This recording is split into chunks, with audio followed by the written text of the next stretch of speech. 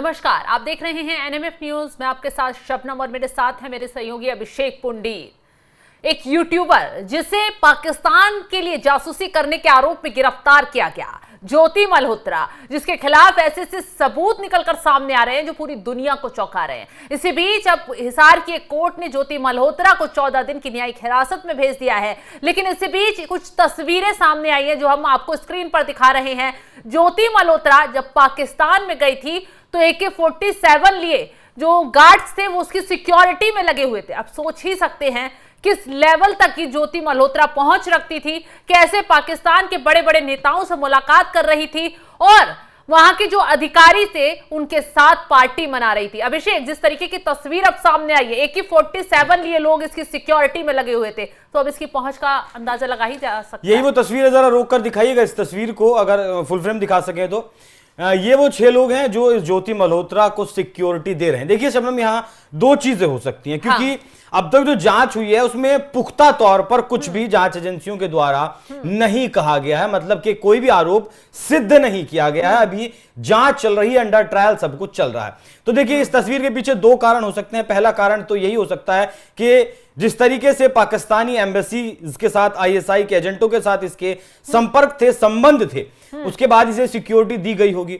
दूसरा ये भी हो सकता है कि सिर्फ फोटो के लिए, क्योंकि एक यूट्यूबर थी, ज्यादा व्यूज, ज्यादा लाइक्स इसे चाहिए होते थे, उसके लिए हो सकता है इसने इन लोगों के साथ ये तस्वीरें खिंचवाई होंगी पाकिस्तान दौरे के बाद। जी बिल्कुल, बाकायदा वो लोग इसको सिक्योरिटी देते हुए भरे बाजार में नजर आ रहे हैं। एक बहुत छोटी यूट्यूबर थी, ये बहुत ज्यादा हाई प्रोफाइल भी नहीं थी, हम तुम जो शायद जानते भी नहीं थे। जब इसको पाकिस्तान की जासूसी के आरोप में गिरफ्तार किया कि पाकिस्तान के लिए जासूसी कर रही है, तब शायद ये हाईलाइट हुई है मीडिया में कि कोई यूट्यूबर थी। अब ऐसे में जब इसकी तस्वीरें सामने आई कि पाकिस्तान के बड़े बड़े नेताओं से मुलाकात कर रही है, वहां जाकर वहां अधिकारियों के साथ जश्न मना रही है, किसी के साथ इसकी लेन देन की बातें चल रही, तो कहीं ना कहीं संशय हुआ कि बिल्कुल कुछ तो काला है दाल में। ये एजेंसियों की तरफ से भी ये कहा गया है कि जब ये वाली तस्वीर दिखाइएगा जरा फुल फ्रेम, ये मरियम नवाज है जो पाकिस्तान का एक राजनीतिक परिवार है, मतलब सबसे बड़ा राजनीतिक परिवार है।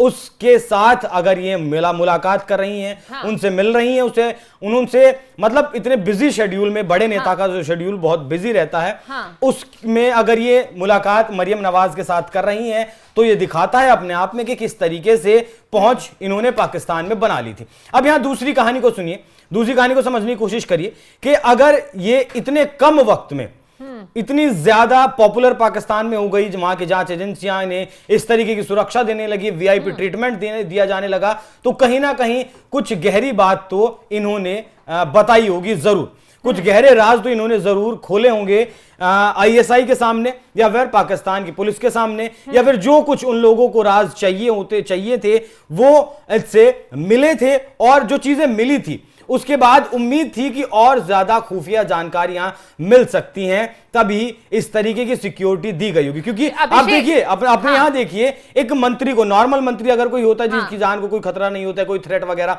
अगर नहीं मिले होते हैं, तो 6 सिक्योरिटी गार्ड्स या 6 सुरक्षा कर्मी तो उन्हें भी यहां हिंदुस्तान में नहीं मिलते। और ये भूखा नंगा देश, मतलब जिसके पास देश चलाने के लिए पैसा नहीं है, वो 6 सिक्योरिटी गार्ड, 6 बंदूकधारियों को, एक ज्योति मल्होत्रा जिसे हिंदुस्तान में कोई जानता नहीं, 3 लाख जिसके सब्सक्राइबर्स यूट्यूब पर हैं और लगभग 1.25 लाख फॉलोअर्स इसके इंस्टाग्राम पर है, मतलब ऐसे हिंदुस्तान में हजारों लोग होंगे जिनका यूट्यूब पर और सोशल मीडिया पर इस तरीके का थोड़ा बहुत इन्फ्लुएंस रहा होगा। लेकिन ज्योति मल्होत्रा को इस तरीके का ट्रीटमेंट देना, ये तस्वीरें सामने आना, ये दिखाता है कि ज्योति मल्होत्रा ने कुछ तो बहुत गंभीर चीजें बताई हैं। अब देखिए, अगर एक एक कर बताएं आपको, फिलहाल जांच में जो सामने आया है कि इनके फोन से या जो इलेक्ट्रॉनिक गैजेट्स हैं उसे 14 टेराबाइट का, मतलब 14 TB का डाटा लिया गया है, जिसे एनालाइज किया जाएगा, जांचा जाएगा, उसके बाद किसी निर्णय पर पहुंचा जाएगा। मतलब 14 TB का डाटा, आप समझ सकती हैं कि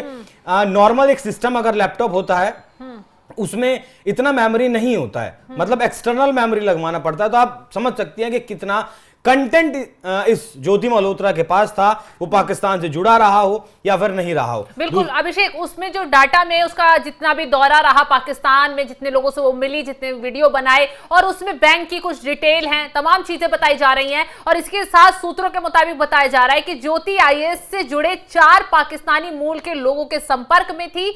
ये सभी पाकिस्तान के लोगों से 1 to 1 की बातचीत चल रही थी ताकि किसी भी तरह का डिजिटल ट्रेस ना छोड़ा जाए। इसको लेकर तमाम खुलासे अब किए जा रहे हैं। वीआईपी ट्रीटमेंट ज्योति को मिल रहा था पाकिस्तान में, पाकिस्तान ने उसे विशेष वीजा और सुरक्षा कवर दिया था अभिषेक, ऐसी सुरक्षा जो पाकिस्तानी पत्रकारों को भी वहां आमतौर पर नहीं मिलती है। यह दर्शाता है कि पाकिस्तान उन्हें एक एसेट्स के तौर पर इस्तेमाल कर रहा था। मतलब कुछ तो पाकिस्तान के लिए ज्योति मल्होत्रा बहुत कुछ खास कर रही थी, भारत से उठाकर कुछ खास वहां पहुंचा रही थी, और हिंदुस्तान में भी फूट डालने वाला वो काम कर रही थी। अभी आपने देखा होगा कि पाकिस्तान और चीन मिलकर, मतलब आईएसआई और चाइना मिलकर नॉर्थ ईस्ट में मणिपुर के बहाने एक प्रोपेगेंडा चला रहे हैं। जो 2 साल पहली वीडियोस हैं, फोटोज हैं, उन्हें इस वक्त वायरल किया जा रहा है, अलग अलग तरीके से वायरल किया जा रहा है। मतलब उन लोगों का अगर आपको एक लाइन में बताऊं तो पूरा ध्यान है जिस तरीके से घटनाक्रम पिछले दिनों में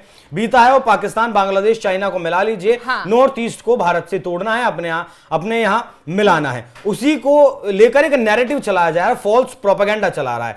वही काम ज्योति मल्होत्रा, ऐसा कहा जा रहा है, कर रही थी। पाकिस्तान के लिए नैरेटिव पुश करने का वो काम कर रही थी। मतलब गलत चीजों को बार बार, अगर आप एक बात को, अगर गलत बात को आप 10 बार भी कहेंगे तो सामने वाला सोचने पर मजबूर हो जाएगा कि कम से कहीं यार इसको चेक करते हैं, कहीं सही तो नहीं बोल रही है। वही काम ये कर रही थी, पाकिस्तान का नैरेटिव बढ़ा रही थी। जिस तरीके से आपने कोविड के टाइम पे भी देखा होगा, बहुत सारे पत्रकारों को, यूट्यूबर्स को, आपने किसान आंदोलन के वक्त पर भी देखा होगा, बहुत सारे लोगों को जो भारत सरकार के खिलाफ काम कर रहे थे।